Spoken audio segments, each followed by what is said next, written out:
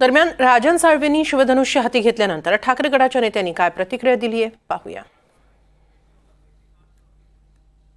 हे कुठचं ऑपरेशन? राऊत साहेबांनी जी भूमिका मांडली, बघा, हे जे पळून जातात ना, हे जय महाराष्ट्र, हे जय गुजरात वगैरे करतात, जय भाजप करतात, जय महाराष्ट्र करत नाहीत. कारण जो व्यक्ती घाबरून, केसेसना घाबरून, भ्रष्ट असल्यामुळे पळून जातो, पैशाच्या स्वार्थासाठी असेल किंवा स्वतःच्या राजकीय स्वार्थासाठी असेल पळून जातो ना, तो जय महाराष्ट्र कधी बोल.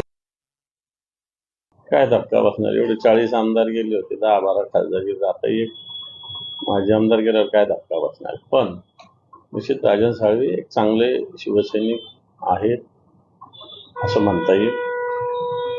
निवडणुकीतल्या पराभवाने पक्ष बदलणं, स्थानिक राजकारण काही जरी असलं तरी त्याच्यावर मात करणं हा शिवसैनिकाचा बाणा असला पाहिजे. तो बाणा सोडून एकदम शस्त्रच खाली ठेवणं मला वाटतं शिवसैनिकाला शोभा देत नाही.